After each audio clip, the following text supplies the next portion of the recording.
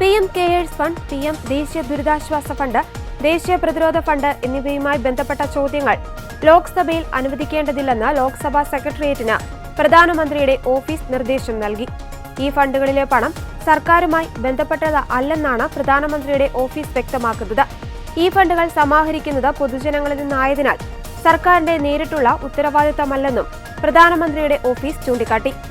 ലോക്സഭാ നടത്തിപ്പ് ചട്ടങ്ങളുമായി ബന്ധപ്പെട്ട റൂൾ 41, 42 എന്നിവ പ്രകാരം ഈ 3 ഫണ്ടുകളുമായി ബന്ധപ്പെട്ട ചോദ്യങ്ങളും നടപടികളും അനുവദനീയമല്ലെന്നാണ് പ്രധാനമന്ത്രിയുടെ ഓഫീസ് ലോക്സഭാ സെക്രട്ടേറിയറ്റിനെ അറിയിച്ചിരിക്കുന്നത്.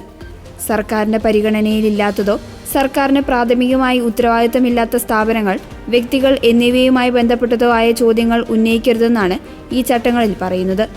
ഈ ഫണ്ടുകൾ പൊതുജനങ്ങൾ സ്വമേധയാ നൽകുന്ന സംഭാവനകൾ അടിസ്ഥാനമാക്കി രൂപീകരിച്ചവയാണെന്നും ഇവ സർക്കാരിന്റെ കൺസോളിഡേറ്റഡ് ഫണ്ടിന്റെ ഭാഗമല്ലെന്നുമാണ് വിശദീകരണം. ഈ 3 ഫണ്ടുകളെക്കുറിച്ചുള്ള ചോദ്യങ്ങളോ 0 അവർ നോട്ടീസുകളോ വന്നാൽ അവ അനുവദിക്കണമോ എന്ന് തീരുമാനിക്കാൻ മുകളിൽ പറഞ്ഞ നിബന്ധനകൾ കർശനമായി പാലിക്കണമെന്നും നിർദ്ദേശത്തിൽ പറയുന്നു. അതേസമയം രാജ്യത്തെ ജനങ്ങൾക്കും പാർലമെന്റ് അംഗങ്ങൾക്കും ഈ ഫണ്ടുകളുടെ നടത്തിപ്പിനെക്കുറിച്ച് അറിയാൻ അവകാശമുണ്ടെന്നും അതിനാൽ ഈ വിഷയം പാർലമെന്റിൽ ശക്തമായി ഉന്നയിക്കുമെന്നുമാണ് പ്രതിപക്ഷ അംഗങ്ങളുടെ തീരുമാനം. കോവിഡ് പോലെയുള്ള അടിയന്തര സാഹചര്യങ്ങൾക്കായി പണം സ്വരൂപിക്കാനായുള്ള ചാരിറ്റബിൾ ട്രസ്റ്റാണ് PM കെയേഴ്സ്. പ്രകൃതി ദുരന്തം, അപകടം, കലാപം എന്നിവ ബാധിച്ചവർക്കാണ് PM ദേശീയ ദുരിതാശ്വാസ ഫണ്ട് വഴി സഹായം ലഭിക്കുന്നത്.